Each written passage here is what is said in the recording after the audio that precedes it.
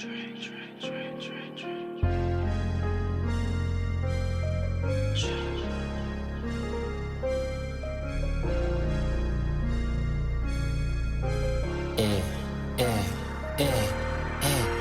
I come to your city, I'm a new score.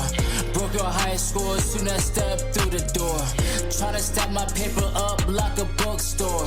Money kissing each other like a rock and roll tour. When I come to your city, I'm a new score. Broke your high score soon as I step through the door.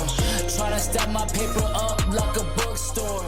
Money kissing each other like a rock and roll. Hey, Tyler.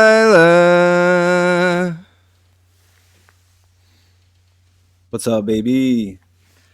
What's going on? Welcome to the New Score Podcast. My name is Pat. This is my co-host, TYG. Tyler, how we doing? Could be a lot better. I had golf this morning, and last two times out have been brutal. So, could be better to say the least, but hey, beautiful sunny day in Syracuse. We're not going to have too many more of those here really moving forward, so cherish them while we can. That's right. I mean, we're already we're almost in October. Already at week 3. It feels like football just got here, and we're already at week 3. You know, just like every other season is just zooming by. Before you know it, man, it's gonna be playoff contention time. So, got to soak it in while we have it. Gonna kind of zoom through this episode, give you guys our picks, give a little just generalization about some of these teams as we go through some of these games. Fun stat here. Give it to us. Since 2010, going into week 3, 0-2 teams, so the underdogs, the teams that are getting undervalued at this point, they are 40, 21, and 1 against the spread. And that line is, like I said, since 2010. So we see this, every season. First 2 games happen, and we see the books come out, and we see some overvalue, we see some undervalue. So it's up to us to decide and depict, what is what and which direction we're going to go. So there's definitely, I have a take on a few teams that are being a little hyped up more than they should be right now, and then some teams that are being, thrown out and put in the dumpster as if their season's over, and I'm not on board with that yet. So let's get into it. How we're going to go is we're going to go game by game. I do have a good amount of picks. I know Tyler has a good amount of picks as well, but there will be some games where we just don't have anything on. So we're going to pass. Another note is we're in week 3, and the amount of backup quarterbacks we got playing around the league is absurd already. It's like the season just started, and we're seeing all these quarterback injuries already. It's no good for the league, no good for entertainment. Nobody wants to see Joe Burrow and Jaden Daniels and these other guys on the sidelines. So that is definitely something to consider, especially that Vikings-Bengals game. You got battle of the backup quarterbacks between Jake Browning and Carson Wentz. So that'll be a dandy. I got a couple takes on that one, but let's dive into it. 1 o'clock slate. All of these lines are provided by DraftKings. Green Bay Packers 2-0 visiting the 0-2 Browns. This is a perfect example to me of a team being overhyped with Green Bay. They've looked extraordinary. A lot of people are saying they're the best team in the league right now. It's just too early. It's too early to, crown them Super Bowl champions and think they're untouchable at this point. And then on the other side, Cleveland Browns could have very easily won week 1 against Cincinnati, and they were in it until the end last week against Baltimore. Lamar Jackson just had a couple plays out of his ass in the end there, but their defense, Tyler, right now is balling. That Cleveland defense is no joke. So people do not sleep on them. That defense getting 8.5 points at home is is insane to me. That definitely it definitely opens up my eyes. Personally, to me, I do like this game. If I was to take a side, it would be Cleveland getting the 8.5 at home, just because that defense has been so dominant. It does concern me, the immobility of Joe Flacco, with Micah Parsons, the way he looks running around in that Green Bay front with Rashawn Gary and the rest of those boys. Green Bay's defense ain't no joke either. I kind of like the under. Well, right now, the total's sitting at 41.5, but I think I am going to take the under in this one. You have any thoughts on this game? This is a tough one to bet because I think if you said the final score is 2010, I wouldn't be surprised if Green Bay wins it, 2010. I don't think the Green Bay offense has really clicked yet. I don't think Cleveland's has clicked yet. But I don't know. I think the under might be the best play, as you pointed out. I did take Green Bay at 7.5. I probably wouldn't take them at 8.5. If you want to take the Browns at plus 8.5, you can't hate on taking the points. So, yeah, I think at this point, if you take Green Bay, you tease them. But how was that? 8.5 is, like I said, 8.5 is a lot. 8.5 is a lot of points. The way that Cleveland defense is playing right now, and then being at home, being 0-2, they're desperate. Green Bay's coming in on a high horse. This is a typical, one team coming in and their shit doesn't stink into somebody's house that people have thrown out and said their season's over already. So I'm just saying, it's, don't fall for the trap and just think that Green Bay is going to blow them out in this game, people. Let's move on, though. New York Jets, another 0-2 team going to the 2-0 Tampa Bay Bucks. And this is another scenario, 0-2 versus 2-0.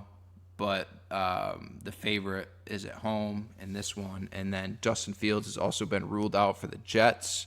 Not going to lie, when these lines opened up, the Jets were intriguing to me, getting 6.5. But with Tyrod Taylor, I'm going to avoid it. 6.5 points, not this one. This one just scares me, Tyler. Over under sitting at 43.5. I don't have a strong take on this one. I feel like the Jets could keep it close, or the Jets could get blown out. Anything on you? At first, I did stay away from this one, but now that I know Fields is out, and you look at how the Jets' defense has been against the run, and the Buccaneers are one of the better running teams in the league, and they've looked good running the ball first couple weeks. So I would be intrigued. I haven't put anything on this game, but I would be intrigued to take the Buccaneers at minus 6.5. But it's a tough bet. I haven't. I don't know. I might take the Bucs. I'm looking at it. I might take it. Should I press it? Chat. Go with your gut. Go with your gut. Chat. Should I take 6.5? That's what I was doing all day with Seeger today. I was like, chat, is he gonna shut the fuck up?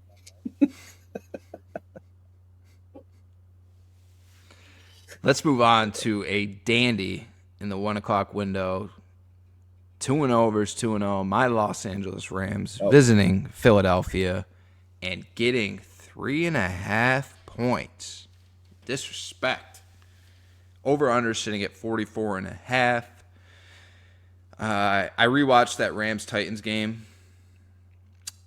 last night, and slow start for the offense first half, but you can see Devontae Adams is really getting going in that offense. Him and Stafford are really starting to click, and that's exciting to me. But what is really exciting to me is this defense that we got going, especially the front seven right now.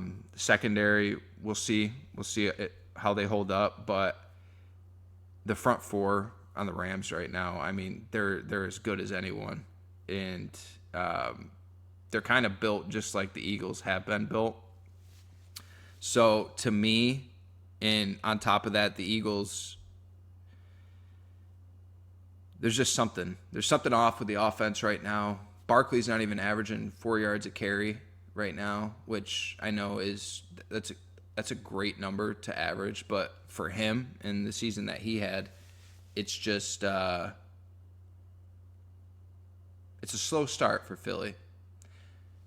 Jalen Hurts has only thrown the ball more than 10 yards down the field twice in the first 2 games. So that's another interesting stat. Offense just isn't clicking. Maybe the offensive line isn't what it used to be. I love the Rams here. I love the Rams getting plus 3.5. I'm not saying take a money line. If you want to take a money line, be my guest. I will probably put something on that. But getting 3.5 points is a little disrespectful, in my opinion. Just the way the Rams defense looks. And then, I mean, I don't think the Eagles defense has shown to be, this elite force. And you could say, well, they shut down the Chiefs last week, but the Chiefs, we're going to get into them. Their offense looks like a mess. Dallas chewed them up pretty good in week 1. So I think that the Rams are going to be in this game. There's no hangover going to the East Coast with McVay teams. McVay has continued to prove time and time again that when they travel to the East Coast in that early window that they're up for the challenge. I like the Rams plus 3.5, and then I also like under 44.5. I think this game could get very physical, a little sloppy, and just a defensive struggle a little bit, in one half or the other. So what do you got on this one? Not much, man. This is one that I thought was a tough line, but after hearing you, I wouldn't mind taking 3.5 LA. It's a good number. I think 3.5 is a good number for the Rams. And to your point, I mean, Philly hasn't looked crisp, but they're 2-0. Isn't that kind of like the Chiefs last year?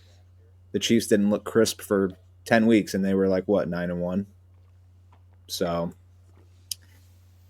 yeah, I mean, Philly, it could be another one of those games, right? They don't look great, but they're just in it long enough, and they score late, maybe win by a field goal, but the Rams still cover.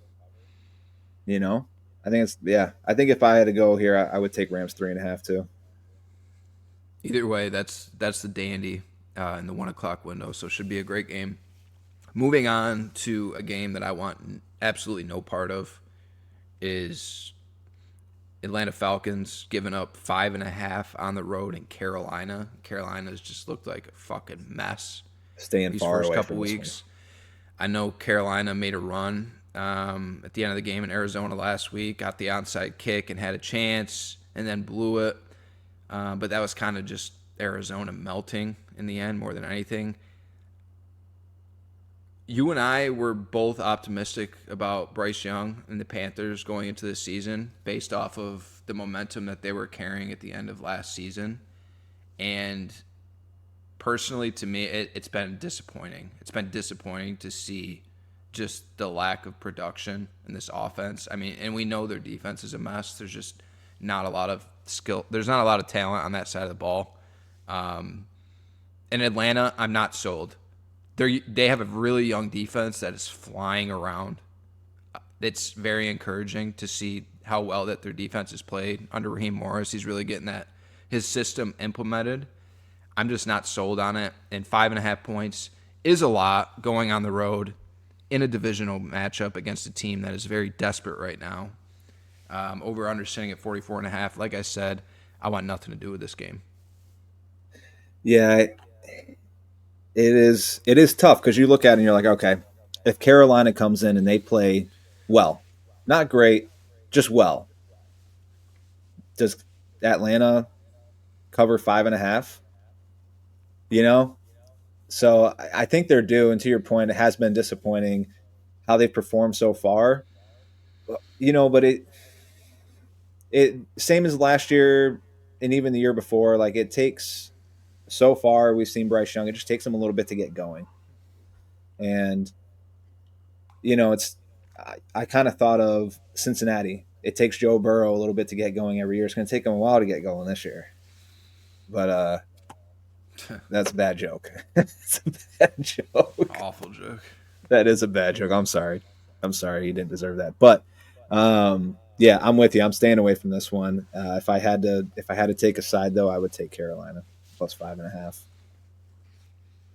Yeah, gun on my head, I would too. Moving on. Your boy, Danny Dimes. 2-0 on top of the world. Giving up 4.5 at Tennessee, who started out 0-2. But they're feisty. They're a feisty 0-2 team right now. This is a perfect example to me of a team being overvalued versus a team being undervalued right now. I think that there is a great possibility that the Indianapolis Colts of this season are the New Orleans Saints of last season, where they start out 2-0 and everybody's hyping them up, and then it just kind of goes to shit. But there is a lot of talent on this roster. I will give them the respect that they deserve. And Daniel Jones seems to be a great fit in this system. I've said what I've said about him in the past, but it looks like him and Shane Steichen are really dialed up together right now. Jonathan Taylor's running the ball great.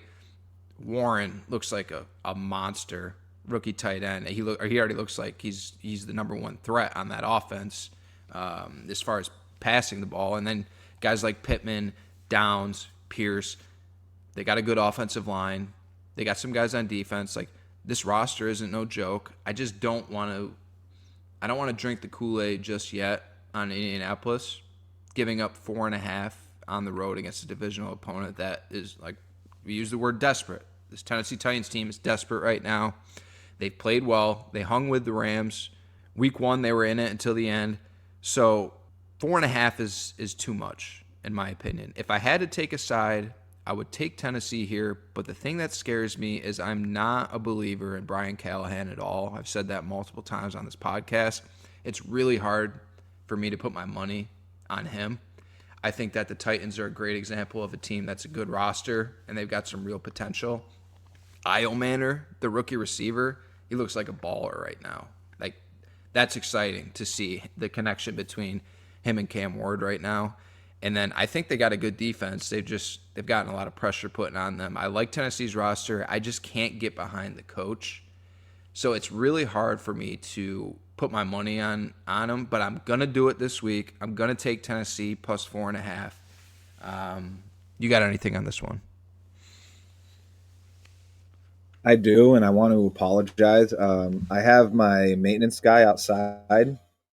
He's doing some yard work, so if you can hear anything in the background, don't mind him. He's paid well. Now,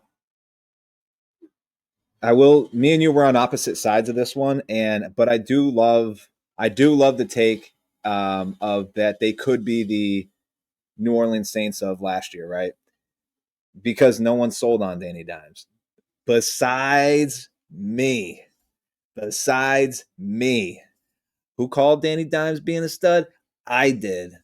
With that being said, it is interesting. I feel this is trappy. This line is very trappy. You look at a team like the Colts, which last week was a big test, right? All right, they're going against an established, legit defense in Denver, and they fucking not only took care of business, but they picked right up where they left off week 1, right? Correct me if I'm wrong. They've scored on every drive. Have they punted this year? Their first 10 possessions they scored. I don't know. Okay. I don't know if there's been more than 10, but I know that stat is true. Where their first 10 possessions of the season, they had points. I was going to say their punter is making the most money per snap right now, but which is probably true for most. I guess probably most punters in the league. They're making a couple mil. No, there's people making way more money. That might be a stupid statement. Either way, I do like the Colts in this one. Maybe 4.5 is not the number. Maybe you tease it down to 2.5. And you take them. The money line's not terrible at 205 if you have a larger parlay. If you're one of those people who like to just bet every fucking game on the slate and throw together a little $10, 60 grand return, maybe throw them on your parlay, a little money line parlay. You can't go wrong with that. A little favorite there, 205, not terrible. But yeah, I don't know. It's a tough one though. It feels trappy. Yo, say what's up to Ollie for me. What's up, Pupper? So one thing I forgot to mention about last week is Denver did everything in their power to lose that game. All 3 phases. Offense, defense, special teams, coaching even. There were some decisions. I mean, the Colts could very easily be 1-1 right now, and this line would have been adjusted. And then if you were to look at this line before the season, say, you would have been like, what? The Colts are giving up 4.5 at Tennessee? Like, it wouldn't have made sense to you. So I'm just saying, I agree with you. This line is trappy. And like I said, if I had to pick, I would have to pick the home dog in this one, getting the points. But I am falling for the trap. I'm falling right in it yeah. at first. Moving on to the Las Vegas Raiders. The Raiders. Getting 2.5. This line just changed. It was at 3. At Washington. And Washington is without their quarterback, Jaden Daniels. We're looking at Marcus Mariota starting the game for them. I already put my bet in on this. I saw the Raiders at +3, and I got it in at that, and now it's down to 2.5. So, my takes on this is I don't think Washington's defense has looked great at all. And I mean, Mariota trotting out there. This isn't the old Raiders. This isn't the same old Raiders team, everybody. Like, they are functional. They have structure. Pete Carroll can coach. It's going to take some time, for him to really get that defense going. And then Chip Kelly on the offensive side of the ball. I really like some of their personnel. Jacoby Myers, who I've talked some shit about to you, saying he's not a real number one. Jacoby Myers has looked great. They got some other young guys. Obviously, Bowers. I don't know if Bowers might be a little banged up right now. He doesn't look right. But this Raiders team is going in the right direction, and I think that they're being undervalued here on the road against a backup quarterback. So I already took this. Raiders +3. 2.5 is a little more sketchy to me. But what's your take on this one? I mean, that's right. Yeah, that's right there. I think 3 is a good number. I really do. Because right now at +2.5, it's +100. So it's right on that cusp of 3 again. I think if someone comes in and puts big money on Washington, this number goes back up to 3, and then that's where I would take it to. Staying away at 2.5 because again, to echo what you said, I'm not confident in putting money on Washington right now. So this is a pass for me unless I can get Vegas at +3. Pittsburgh Steelers on the road at Gillette. New England Patriots. Right now, the Steelers are favored by 1.5. Over/under is sitting at 44.5. Steelers defense is in shambles. I mean, they've just gotten obliterated first couple weeks, and I think there's 4 or 5 guys right now on the injury report that are questionable. It doesn't look like Porter's going to go. It doesn't look like Highsmith's going to go. And then on New England side of things, looks like Christian Gonzalez could play here. So, and like I said, Steelers defense has just looked awful. I mean, this is the highest paid defense in the league, and a lot of people were expecting big things from them, and it just hasn't come to fruition. Drake May looked really good last week. I know it was against Miami, but I mean, that Miami defense showed some competency on Thursday night against Buffalo, so they might not be as bad as we thought. And I think the more that Drake gets accumulated to Josh McDaniels' system, he's only going to get better and better. I would like to see a little more weapons from that offense. Maybe use Travion Henderson a little more. I know Stevenson's run the ball well, but just using both those guys more because they don't have a ton of weapons. Obviously, the offensive line looks a lot better than last year. The defense, they're getting some pressure. Milton Williams looks like it was a great pickup in the offseason, giving them all that money. I like where this Patriots team's going. This is a team that is in the money dog parlay. I love the Patriots at home as a home dog. They will be in the money dog parlay. So I would encourage you to take them +1.5 just because that Steelers defense is so banged up and they've been bad. TJ Watt doesn't look like the same guy right now, and I think that they can get to Rodgers. They could generate some pressure. Steelers' offensive line doesn't look great, and they can create some pressure and really mess some shit up for them. So to me, I love the Patriots in this spot. What say you? Yeah, not much of an opinion on this one either for me. I think it's a tough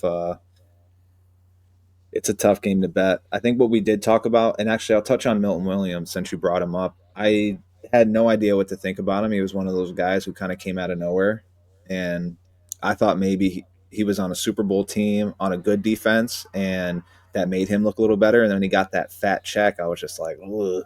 Like if I was a Patriots fan, I wouldn't feel confident giving that much money to a guy who kind of, in my opinion, came out of nowhere. But to your point, it's been a solid pickup for him. They just traded away, um, what's his name, to the Saints. Jalen Polk. Polk, second round pick last year. Traded him away for a sixth, and they gave them a seventh. And we talked about this trade when it happened, and I texted you, and I was like, it. To me, it's just crazy that you spend a second round pick and you trade him away with the seventh just to get a sixth back. Like there must have been something Had to that be. has, yeah, there must have been something that's been going on behind the scenes. And I heard, or I read a little something about his, I don't know if it's his attitude or just his personality in general. Maybe he's just maybe he's an asshole, and he's just not a great professional. And you get someone like Vrabel who comes in, kind of what you said, and he's just like not having it, right? So, but when it comes to the bet, yeah, I'm staying away from this one. I really don't know. Um, I don't really know how to play this one. Cincinnati Bengals, led by backup Jake Browning, visiting backup quarterback Carson Wentz and the Minnesota Vikings. Right now, the Bengals are getting 3 on the road, over-under sitting at 41.5. I think that you have to be crazy to take Carson Wentz giving up 3 points. That's just my stance on it. I think if you look at both these quarterbacks, Jake Browning is much better. And the Vikings offense hasn't been clicking at all with McCarthy yet. You could see Justin Jefferson getting frustrated. It's always tough. It's always tough betting backup quarterbacks. You don't know what to expect. And then Flores can really mix some shit up and make it tough on Browning. But out of those two quarterbacks, if I had to pick one, I'm taking Jake Browning all day. And so with them getting 3 points on the road, this is a game I do like, and I'm gonna take. I've taken the Bengals +3. What about you? Yeah, I mean, does anybody feel confident betting Wentz as a favorite? I mean, I get O'Connell's a whiz, and you know, Wentz is a veteran, but is he a Flacco veteran? I don't think so. I feel like if you put Flacco and Wentz on the same offense right now, I think I trust Flacco to go out there and run a better offense than I do Wentz. He was in Kansas City last year, right? And I Yeah, think and we saw him. he wasn't even in the league until like just when the season was about to start. They signed him off the street. Like it was looking like he wasn't even going to be in the league Yeah, anymore. So right. So I just, as a favorite, no way. I can't do it. So if I'm taking anything here, it's Browning, but due to the fact that it is a battle of the backup game, I am also staying away. But I could have a change of heart, come in and take the Bengals at +3. I just talked myself into it. I'm fucking doing it. Bengals +3. Fucking book it. all right, I persuaded you in one game. I did my job. Houston Texans, 0-2. I mean, this team was favored to win the division. Visiting the 1-1 Jacksonville Jaguars, who really shit their pants last week in Cincinnati. Could have Crazy. easily won that game. They cost me a lot of money because they were all I had left in the old money dog parlay. I loved them last week, and they had it in the bag, and then they just, like I said, they shit themselves. And Burrow goes out, and you think that it's a wrap, and they continue to find ways to lose that game. So this is a spot where Houston's getting 1.5. Over-under sitting at 43.5. The under is intriguing to me just because Houston's offense hasn't been clicking, but their defense does look really good as we all thought they would be.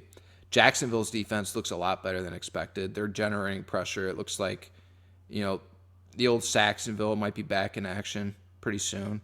Um, their offense also has shown some promise. But on top of that, we've seen the mistakes. We've seen the lack of judgment from Trevor Lawrence. We've seen the drops. There's been some frustration all week in the media with Brian Thomas. So this is a spot where I love the underdog as well. The division dog on the road, putting them in the money dog parlay. Give me the Houston Texans to win and get back into things. I can't see this team. I just can't see this team going to 0-3, Tyler. I can't see it happening. I know the offense doesn't look crisp. CJ Stroud doesn't look like the same guy we saw from 2 years ago, his rookie year. But I just think that they muster up enough production from the offensive side of the ball, and the defense does what they need to get this win on the road. And I think that this AFC South division is going to be extremely competitive until the end. It's going to be exciting. Yeah, get me the fuck away from this game. Let me sit back and enjoy this one for how it should be enjoyed. This is a big game. I mean, if you're Houston, this is as early of a must win as you can have probably in the NFL, right? Week 3, you're 0-2 in the division against the team that should be 2-0, but they're 1-1. You're the favorites. You can't really go 0-3. If you're looking at statistics, how often does an 0-3 team come back and win the division, let alone make the playoffs, right? Or maybe I should flip that, make the playoffs, let alone win a division. So I am passing because I don't really know what side to play. I think Houston's got to come out, and they got to come out firing. I don't know that you can trust Jacksonville's defense after forcing Browning to have 3 turnovers and still losing the game. Not that it's all on them. Of course, the offense didn't help, but it's just, yeah, that. And then to your point, Stroud hasn't been great, but they got to get it going at some point, right? You know, Jacksonville, do you trust Trevor Lawrence to clean it up this week against the Houston defense that's been pretty good so far? Tough. So I'm staying away. I think this is a really good line by the books at 1.5. So I don't know. I'm just going to put my Ramsey jersey on that I bought from Weed for $5 and say, go Jags. Does the under intrigue you in this game at all? Sitting at 43.5. Personally, this one stuck out to me. I do like the under in this one. No, yeah, I think that I can't hate on the play, but I also could see this game being a 27-24 kind of game, or even 24-20 and still hitting over. So it's tough. I think those lines are tough lines. New Orleans Saints 0-2, but they've been a competent 0-2. They've stuck around and they've looked a lot better than we expected going into the season. I've said my things about Spencer Rattler, but he's played decent. He hasn't gone off. He hasn't been awful. He's kept him in the games. Shout out to Kellen Moore. The defense has been competent. They're not an awful team, like we thought they were going to be. They are 0-2, and this is a really tough spot on the road at Seattle. They are getting 7.5. This is a situation I'm not sold enough on Seattle. I really like Seattle's defense, but 7.5 is a lot of points. Over-under sitting at 41.5. I'm staying the hell away from this one.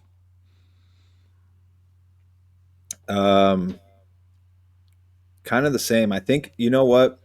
I want to say I took Seattle at 6.5, though. That's a good number. Yeah. So I'm pretty sure I took them at 6.5. So this jumped up. So I think everybody makes me feel better about it, right?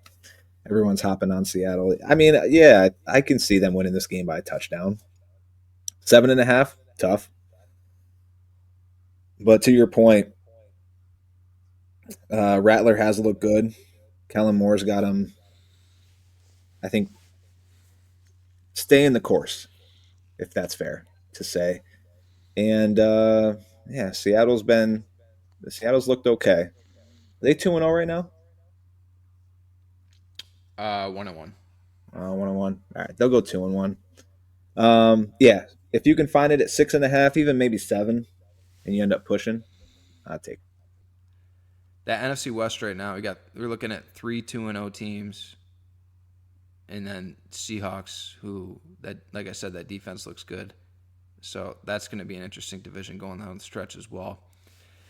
Denver Broncos shit their pants in Indianapolis last week. Really gave that game away. Shit them pants. They should be 2-0. Visiting the Chargers, they're getting 2.5 points. Over under is sitting at 46.5. Bo Nix hasn't looked crisp so far. Turned the ball over. Their run game has looked pretty good. It's just, like I said, it's been costly mistakes that has cost them. The defense hasn't played as well as I thought they would. I thought this would be a top 3 unit going into the season, and maybe it's going to take some time for them to get going. But it is a little concerning to me because I was really high on Denver going into the season. And then on the other side, the Chargers have looked incredible. And it hasn't just been, like the Harbaugh style bully ball, play defense and run the football. Like Justin Herbert's airing the ball out, and they're giving him full range to throw the ball down the field. We've seen the emergence of Quentin Johnston, Keenan Allen back, and it's just like he never left. The chemistry's there again. Little concerning with the rookie Marion Hampton running the ball right now. He doesn't look as good as I thought he would coming out of the gates, and Najee Harris does look better than expected. So we'll see what happens, with their backfield going forward. This is a spot, though. Denver on the road, divisional matchup. This game is in the Money Dog Parlay. I love Denver in this spot to recover from last week's debacle. And let me tell you what we're sitting at with the Money Dog Parlay right now. I was going to say that's my short take on this one is I like Denver money line. If I had to take a side, I think I kind of stayed away from this. If I see this line jump to 3 and I can get Denver at +3, I'll do it. But for a little underdog money line parlay, I definitely am throwing them in there. So for the old Money Dog Parlay, you put the Broncos in, you put the Patriots in, you put the Texans in, the 3 underdogs that I like. That's +915. +915 on that. So, like I said, I love that. But Chargers, the Chargers look really good. Khalil Mack's banged up. We'll see if he plays. But offense, defense looks good for them. I just think that they're flying a little higher right now. And Denver's a little undervalued. So, moving on. Your Dallas Cowboys visiting the very dramatic Chicago Bears. Right now, your boys are favored by 1.5. Over under is 50.5. My takes on this one: Cowboys offense looks really good. I've said what I've said about Brian Schottenheimer, but the dude really looks like he's got this offense humming. Whether it's him or is he calling the plays? He is calling the plays. Yep. Yeah. So, you got to give the guy credit. His side of the ball, he's doing what he's doing. Dak looks good. The run game, a lot of people threw Javonte Williams to the wayside after Denver just let him walk. And he's been running the ball really well for them. And then obviously between CeeDee and George Pickens, this offense is really humming right now. Jake Ferguson had a great game last week too. Defense looks rough, though. I know they signed Clowney after the game last week. We'll see what kind of impact he has. But this is I might as well touch on Chicago while I'm going. Chicago is this team just quit last week in Detroit. There's something going on. Ben Johnson, you could tell he's really struggling with the locker room right now, and there's a lot of guys in there that just don't fit his culture, don't fit his mindset, and don't fit his tempo and his urgency. And Todd texted me earlier in the week, and he said there's going to be a lot of turnover that surprises people, he thinks, with guys that they're getting rid of just because they don't have the right stuff. And, Caleb has had his struggles. It's not looking great. It doesn't look like he's seeing the field well. I know Dunze went off last week. He looks great, but just the team as a whole, and their defense is not what it was. Montez Sweat is not the same guy. Their secondary is completely depleted. Looks like Jalen Johnson, their best corner, is going to be done for. I think he might be out for the season. If not, it's extended time. Then Kyler Gordon, their other great corner in the nickel, he's also out. So right now they're looking at Tyreek Stevenson as their number one corner, going against this Dallas team, who's just been dicing teams up on the offensive side of the ball. So I can understand why the over-under is sitting at 50.5. When I saw this matchup, just without looking at the numbers, I thought, ooh, this looks like an over game. And then obviously it reflects that 50.5. That's a lot of points. It's tough for me to get behind either team. Chicago is really desperate. I don't know what Dallas's defense is. What are your takes on this? Can you convince me in any direction? Negative. Maybe in the over. That's probably what I would take here. Dallas's defense right now has, I think people were a little optimistic, including myself, after seeing them in week one, because when you look at their defense on paper, even with the loss of Parsons, you knew that their pass rush was not going to be what it could be, right? It was going to take at least a whole grade less. But on paper, they are not bad. They were awful last week. They were terrible. They made Russell Wilson look like prime MVP Russ. That's how bad they were. They're trying to do a lot more zone, and if you go back and you watch either of those first two games, I can count the amount of times they've blitzed on one hand. They're not generating pressure with their front four, and Eberflus is not blitzing. I don't understand the mindset of, if you're not generating pressure and these quarterbacks are getting a clean pocket, why are you not sending a blitz? Why are you not trying to force them to do something to create uncomfortability, right? So tough for me to buy into them. I mean, because the Bears offense, I feel like what's been killing them when I've watched has been penalties, right? I've seen them set themselves up in like 3rd and 30, 2nd and 25. And you're not going to get first downs off of that unless you get lucky and you get a holding on the defense, or, you happen to pull a big play out of your ass, but they are setting themselves up for failure. And I don't it's a matter of time before they really start clicking. And they've shown their flashes. I think each game, they're like the first drive of the game, that's probably scripted, right? They've looked really, really good. And then it's after that. What comes after that? That has been tough to predict. So I can't really go either side of this because I don't trust Dallas's defense after last week. It's almost impossible to. And to your point with the Bears injuries on their defense and how Dallas has been humming on offense, it's like, give me the total. So if anything, I'm going over. And I'm not taking a side. I can't do it. Yeah, we're lined up perfectly on that game, sounds like. Eberflus revenge game, by the way. Might mean something. Arizona Cardinals, 2-0, visiting the 2-0 San Francisco 49ers divisional matchup. Cardinals are getting 2.5 on the road. Over-under sitting at 44.5. 49ers pulled it out in New Orleans last week. Arizona pulled it out at home against Carolina last week. These are two 2-0 teams that I don't think they're as good. I don't think they're as good as the record is. I don't think the 49ers are what they once were. That defense isn't what it once was. I know Purdy's out. Mac Jones is in. Mac Jones did look competent, I will say. I mean, in that Shanahan system, and with Christian McCaffrey in the backfield, it helps you a lot. And on Arizona's side of things, they're just so inconsistent. It's hard for me to get behind them. They might be the hardest team to bet in the league for me, just because they're so inconsistent and their quarterback is so inconsistent, Kyler Murray. I could easily see Arizona going in and winning this one outright, not just covering. Or I could see 49ers winning this one.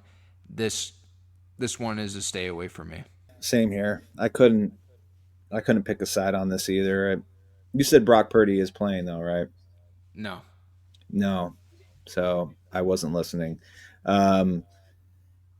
Yeah. So with Brock Purdy out, and we got Big Mac again, it's tough taking them as favorites. Arizona has looked solid. Besides almost melting down against Carolina last week, I think that they've looked the par so far. So this is a tough one that I'm staying away from. All right, that's it for the Sunday afternoon slate. Let's get into prime time. Sunday night, the 0-2 Kansas City Chiefs visiting the 0-2 New York Giants. Right now, the Chiefs are favored by 6 points. When's the last time you said 0-2 Chiefs? Crazy. Over-under sitting at 44.5. Does not look like Xavier Worthy's going to play. I just think 6 points it's a respect to Kansas City as an organization and what they've done, and Mahomes and Reed.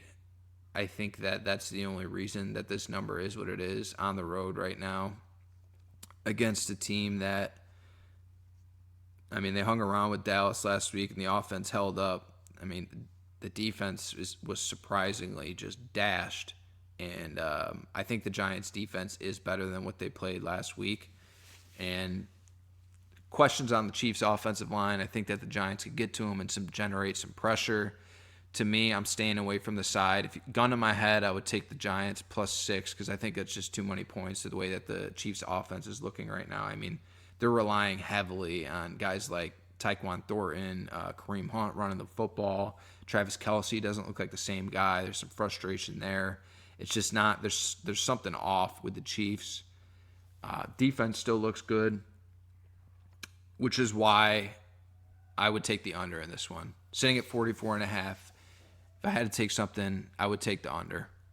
Yeah, I'm with you. I think after the Giants' performance last week, it's a tough. This is a tough line. So this is also one that if I had to take anything, I'm taking the Giants at +6, but I'm probably staying away for the most part. Because can we rely on, or can we expect Russ to do that twice in a row, especially against a Chiefs defense that we know is way better than Dallas? Probably not. All right, let's cap her off. Monday Night Football, Detroit Lions visiting the Baltimore Ravens. Right now the Lions are getting 4.5. Very intriguing game. Two juicy offenses playing against each other here, and I mean, the Ravens' defense hasn't looked the same. Kyle Van Noy, it looks like he's going to be out. Marlon Humphrey's questionable as well, which is why, I mean, the over-under is sitting at 53.5 right now. Ton of points. Expected to be a shootout. To me, I think this is a classic where it could go down to the wire and be a great game, or the Ravens can just completely blow them out, which they did. I mean, a couple years back when the Lions visited, they did. They just completely blew Detroit out of the water. I think there's possibility for that. This one I can't get behind, and I'm staying away. What about you? Pretty much the same thing. I think that Detroit at +4.5 is intriguing, but that total, I think if it was a little bit lower, because this is also one of those ones where we're like, oh yeah, this could easily be a 31, 35-31 game or something like that. And we wouldn't be surprised if it touches 60. But I feel like every time we get two offenses like this, when they're humming through the first couple weeks, and then we're like, oh, easy over, it's not, right? And then we end up getting like a 23-14, 23-17 kind of game. So yeah, I'm staying away from this one. Maybe going to Detroit at +4.5 if I can be convinced. All right. Just to run through our picks, Money Dog Parlay. We got Patriots, Texans, Broncos, and that's +915. I also did a favorites money line parlay. We're just taking the team to win. That's it. 4 games. Take the Bucs at home against the Jets. Take the Falcons on the road against the Panthers. You take the Seahawks at home against the Saints. And then I took the Ravens money line against the Lions. And that's +220. So that's decent for 4 games that you have a good feeling, which direction it's going to go. Besides that, I like the Eagles-Rams under. If I had to take Cowboys-Bears, I would take the over. I'm with you on that. Packers, Browns, I like the under. Titans plus 4.5, I'm on board with. Bengals plus 3, I'm on board with. Chiefs, Giants, I like the under. In addition to the Texans money line, I like the Texans, Jags under. And then Raiders plus 3. I mean, just kind of what we were just going through, which, by the way, if you do use DraftKings, they got this ghost leg parlay, which has been pretty sweet. So if you do miss a leg, you still get, so like on the 6 leg here, if I get 5 out of the 6, I still win, and the odds will be adjusted. But Buccaneers minus 6.5, Rams plus 3.5, Colts minus 4.5, Bengals plus 3, Seahawks minus 6.5, and then the over on the Cowboys Bears that's sitting at 50.5. So a lot of big numbers there. A lot of big numbers. So that's going to be an interesting one. That puts you at plus 40.58, so $5 to win 207. And the reason why I went 5 is that ghost leg allows you to have a max of a $5 bet. So that's where we're at. All right. Well, hope everybody enjoys day of college football, day of NFL football tomorrow, Monday night. Should be a great week. And just remember, don't fall for the overvalue, the undervalue, and make sure you can call out what's what, because it's early in the season. Yep. And a lot can still happen. So it's classic overreaction in the first couple weeks. So I'm with you. Absolutely. That is it for the Week 3 preview. I want to thank you all for listening. Don't forget to like and subscribe. Follow us on social media. We will see you next week. Goodbye. Peace.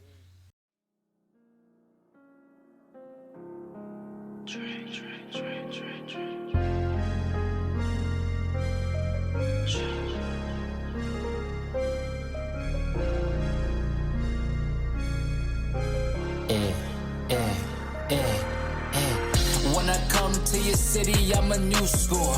Broke your high score soon as I step through the door. Tryna stack my paper up like a bookstore. Money kissing each other like a rock and roll tour. When I come to your city, I'm a new score. Broke your high score soon as I step through the door. Tryna stack my paper up like a bookstore. Money kissing each other like a rock and roll.